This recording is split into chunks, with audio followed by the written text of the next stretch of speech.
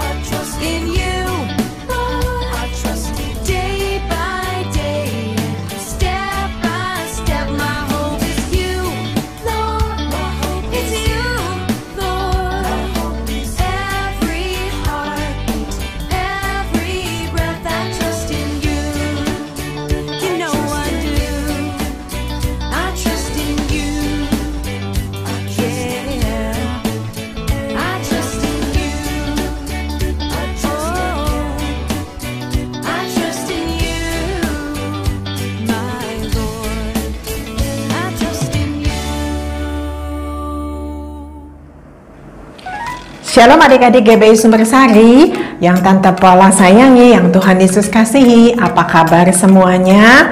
Tante Paula percaya kita semua ada dalam keadaan yang baik, dalam keadaan yang sukacita, senantiasa dalam perlindungan Tuhan. Adik-adik, kali ini Tante Paula akan menceritakan kisah di Alkitab tentang seorang suami dan istri yang sangat dikasihi oleh Tuhan. Siapakah mereka? Nanti kita akan pelajari bersama-sama ya. Sebelumnya Tante Paula ajak kita semua lipat tangan, kita tutup mata, kita tundukkan kepala, kita akan menghadap hadirat Tuhan, kita berdoa bersama-sama. Tuhan Yesus, terima kasih buat hari ini di mana kami boleh kembali berkumpul Tuhan bersama-sama. Kami Tuhan boleh mendengarkan sebagian daripada firman-Mu. Kami juga Tuhan Yesus sudah bersuka cita bersama lewat pujian dan penyembahan yang kami naikkan bersama-sama. Tuhan Yesus, pada saat ini kami datang di hadirat Tuhan. Kami rindu Tuhan Yesus supaya kami juga Tuhan boleh diberikan kekuatan lewat firman Tuhan pada hari ini. Berkati kami ya Tuhan Yesus, biarlah kami juga Tuhan boleh dibukakan mata hati pikiran kami, supaya kami juga boleh mengenal pribadi Tuhan lebih dalam lagi. Urapi ya Tuhan Yesus hamba-Mu Tuhan Tante Paula yang akan menyampaikan firman Tuhan. Urapi kami semua yang mendengarkan, supaya apa yang disampaikan hari ini boleh benar-benar Tuhan boleh kami pahami dan kami jalankan dalam kehidupan kami sehari-hari. Terima kasih Tuhan Yesus, dalam nama Tuhan Yesus kami berdoa dan mengucap syukur. Haleluya. Sama-sama adik-adik kita katakan amin. Ya adik-adik, seperti yang Tante Paula katakan tadi, pertama-tama kita akan mendengarkan sebuah kisah tentang sepasang suami dan istri. Siapakah mereka? Nah, suaminya adalah bernama Abraham. Oh, semua tentu kenal namanya ya. Nah, Tante Paula sekarang bertanya, ayo duluan menjawab. Siapa kira-kira nama istrinya ya? Ada yang ingat? Coba, siapa nama istrinya? Iya betul, nama istrinya adalah Sarah. Pintar-pintar ya kalian semua ya. Firman Tuhan katakan mereka adalah sepasang suami istri yang hidupnya mengasihi Tuhan, hidup saleh, sehingga mereka itu juga dikasihi oleh Tuhan. Nah, apa yang terjadi pada suatu hari adik-adik, Abraham sedang duduk-duduk di bawah sebuah pohon yang besar. Nah, ketika dia sedang beristirahat di tengah teriknya matahari, tiba-tiba apa yang terjadi? Lewatlah di depan Abraham 3 orang yang merupakan utusan Allah. Karena Abraham adalah orang yang sangat dekat dengan Tuhan, dia tahu betul bahwa mereka itu bukan orang biasa, tetapi mereka adalah utusan-utusan dari Tuhan. Karena itu Abraham tidak segera tinggal diam. Apa yang Abraham lakukan? Dia segera mengambil seekor anak domba yang paling bagus menurut dia, dan kemudian dia bawa ke dapur, dia serahkan kepada bujangnya, kemudian dia katakan, ayo masak yang paling enak ya, masak yang terbaik, saya kedatangan tamu hari ini. Dan yang terjadi selanjutnya adalah ketika masakan itu selesai, Abraham menyajikannya kepada para tamunya itu lengkap dengan susu yang terbaik, yang segar, baru diambil dari ternaknya pada saat itu. Wah, mereka akhirnya berkumpul bersama dan makan bersama di bawah pohon. Nah, ketika mereka sedang makan, tiba-tiba utusan Allah ini berkata seperti ini kepada Abraham. Abraham, tahu nggak? Nanti tahun depan di hari ini, di hari yang sama nih, di tanggal yang sama, kamu akan mendapatkan seorang anak laki-laki. Duh, Abraham terkejut. Abraham merasa aneh dalam hatinya. Dia merasa tertawa, dia tersenyum, dia katakan, waduh, saya kan udah tua, bagaimana mungkin saya bisa punya anak? Nah, Sarah tidak ada di depan mereka pada saat itu, tetapi Sarah ada di kemahnya. di dekat pohon itu. Sarah juga ikut mendengarkan. Dia dengar bahwa tahun yang akan datang di tanggal yang sama dia akan melahirkan seorang anak laki-laki. Sarah mendengar itu, dia tertawa cekik-cekik di dalam kemahnya. Mana mungkin, katanya, aneh-aneh aja tuh orang, masa bilangnya kayak gitu. Saya ini kan udah tua, umur saya sudah 90 tahunan, umurnya suami saya juga itu Pak Abraham sudah 100 tahunan. Mana ada coba orang yang udah umur segitu bisa punya anak? Coba adik-adik semua di sini sebutkan, ada nggak orang yang udah kakek nenek tua renta seperti itu bisa punya anak? Belum pernah kita dengar ya.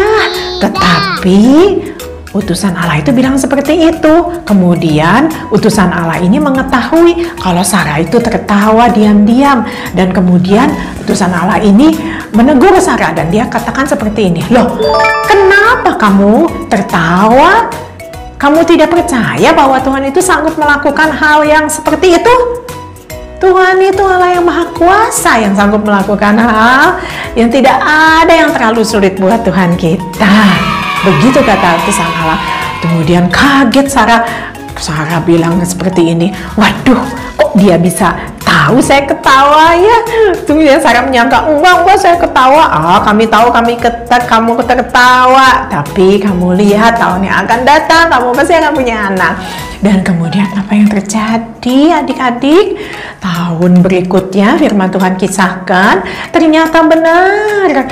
Sarah itu mengandung tidak berapa lama kemudian dan tepat setahun kemudian di tanggal yang sama Sarah melahirkan seorang bayi laki-laki dan dia namakan bayi itu Ishak.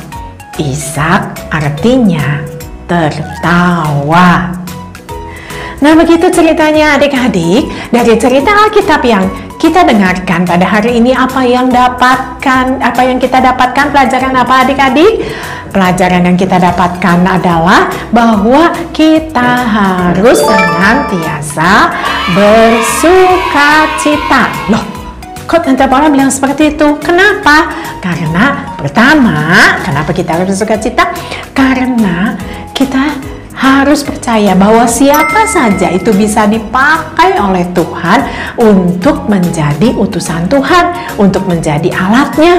Alat Tuhan untuk apa? Untuk menegur kita, untuk menasehati kita, untuk menghibur kita, untuk mengingatkan kita. Dia bisa pakai siapa saja. Dia memakai orang yang lewat di jalanan, 3 orang itu sebagai utusan Allah buat Abraham. Tuhan bisa pakai siapa? Orang tua kita, papa mama kita, untuk mengasihi kita selalu. Dia tuh bisa pakai guru kita untuk mengajarkan kita pelajaran di sekolah. Bisa pakai guru sekolah minggu kita untuk mengajarkan kita, mengingatkan kita, untuk menghibur kita, teman-teman kita di sekolah minggu. Tuhan pakai siapa saja untuk menguatkan kita, menghibur kita, menegur kita supaya kita senantiasa ada dalam kehendak Tuhan. Nah, kemudian kenapa kita harus bersukacita? Yang kedua, karena Tuhan itu tidak pernah melupakan janjinya. Mungkin Abraham dan Sarah merasakan bahwa Tuhan itu sudah lupa sama janjinya. Dulu Tuhan pernah berjanji loh kepada Abraham waktu Abraham masih muda, bahwa Abraham akan memiliki keturunan yang banyaknya seperti bintang di langit, seperti pasir di lautan. Tetapi bertahun-tahun, berpuluhan tahun berlalu dan Abraham tidak punya anak, belum punya anak. Nah, Abraham merasakan mungkin Tuhan lupa sama janjinya. Tapi adik-adik, ingatlah, Tuhan itu tidak pernah ingkar janji.